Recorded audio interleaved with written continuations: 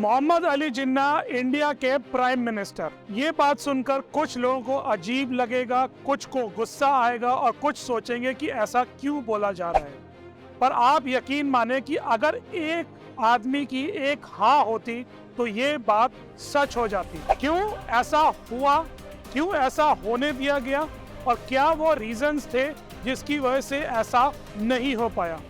India now and how के इस episode में मैं आपका होस्ट अंकित आपको सुनाऊंगा कि कैसे एक छोटी सी हाँ ना मिलने के कारण मोहम्मद अली जिन्ना इंडिया के प्राइम मिनिस्टर होते होते रह गए। 23 मार्च 1940 को जब जिन्ना ने अपने मुस्लिम लीग के लाहौर सेशन में पाकिस्तान की डिमांड रखी तो उसके कुछ समय बाद तब के कांग्रेस प्रेसिडेंट नेताजी सुभाष चंद्र बोस ने उनको एक काउंटर ऑफर दिया। उन्होंने उस जून 1940 सेशन में ये कहा कि जिन्ना चाहे तो भारत की आज़ादी के बाद हमारे पहले प्रधानमंत्री बन सकते हैं। वो पाकिस्तान की इस बेकार डिमांड को छोड़ दें और पूरे संयुक्त भारत के प्राइम मिनिस्टर बन के आ गए हैं। जिन्ना ने उस समय बात नहीं मानी, मामला थोड़े दिनों के लिए रफा दफा हो गया। फिर सी राजागोपालाचारी, एक बहुत दिग्गज नेता जो आज़ादी के बाद लॉर्ड माउंटबेटन के बाद भारत के दूसरे गवर्नर जनरल बने, उन्होंने भी इस ऑफर को जिन्ना को दिया। उन्होंने ये कहा कि पूरी कांग्रेस उनके साथ है, चाहे कोई रुकावटें आए, ब्रिटिश सरकार की तरफ से भी कोई और रुकावटें आए, वो अपने इस निर्णय से नहीं हटेंगे। वो पाकिस्तान की डिमांड को अभी भी छोड़ सकते हैं। समय आगे बढ़ने लगा और 1946 में ऐसा लगने लगा कि वर्ल्ड वॉर 2 जब खत्म हो गई है, अंग्रेजों के पास अब इतनी पावर नहीं बची है, तो भारत की आज़ादी भी काफी पास आ चुकी है। उन्होंने कैबिनेट मिशन प्लान 1946 भेजा जिसमें ये कहा गया था कि भारत की जो स्टेट्स हैं, चाहे वो प्रिंसली स्टेट्स हैं या ब्रिटिश सरकार के अंदर जो डायरेक्टली आती हैं, वो अपने अपने राज्य में अलग तरीके से रह सकती हैं।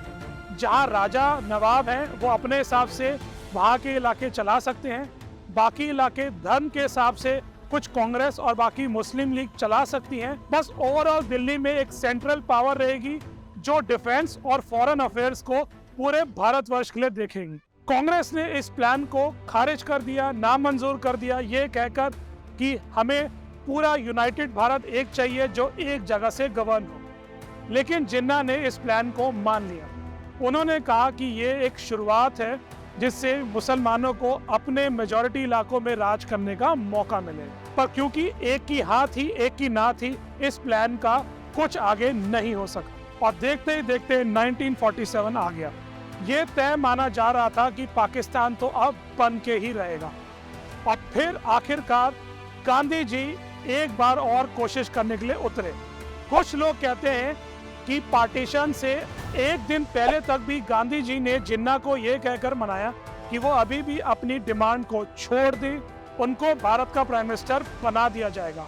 जवाहरलाल नेहरू हो या कोई और नेता हो, कोई भी उनके रास्ते में नहीं आएगा। लेकिन जिन्ना टस से मस नहीं थे। अब हिस्टोरियंस और एक्सपर्ट्स कहते हैं कि जिन्ना के पास 2 सॉलिड रीजंस थे जिसकी वजह से वो बार बार इस डिमांड को मना कर रहे थे। पहला रीजन ये था कि वो चाहते थे कि मुसलमानों को कुछ ना कुछ मिले, एक साथ रह के मिले, अलग होके मिले, पर मिले।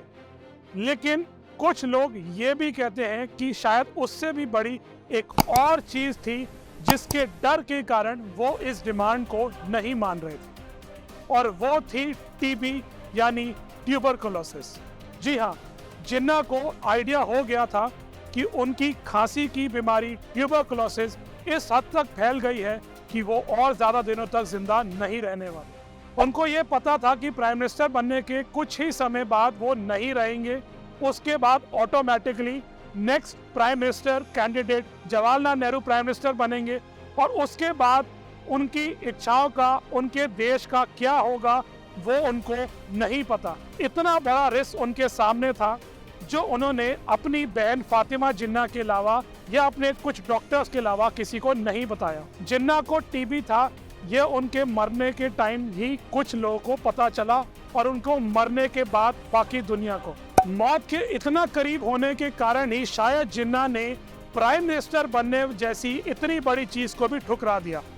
वो हाँ गवर्नर जनरल जरूर बने पाकिस्तान के, लेकिन बड़े इंडिया का प्राइम मिनिस्टर बनना एक अलग ही बात थी। कौन सा रीजन किस पे भारी था या कोई और भी रीजन था जिसने जिन्ना को रोक रखा था, वो अब कभी भी हम नहीं जान पाएंगे। लेकिन हाँ, अगर उनकी किसी कारण वो एक हाँ आ जाती तो जिन्ना आज देश के पहले प्रधानमंत्री बनते, भारत का बंटवारा नहीं होता, ना कश्मीर का इशू होता, ना कोई और इशू होता, और हमारा देश कहाँ होता ये हम आराम से अंदाजा लगा सकते हैं। लेकिन वही एक हाँ हमें नहीं मिल पाई। आज की इस दिलचस्प कहानी में इतना ही। ऐसी ही एक और कहानी बहुत जल्द आपके सामने लेकर आते हैं। तब तक के लिए नमस्कार, जय हिंद।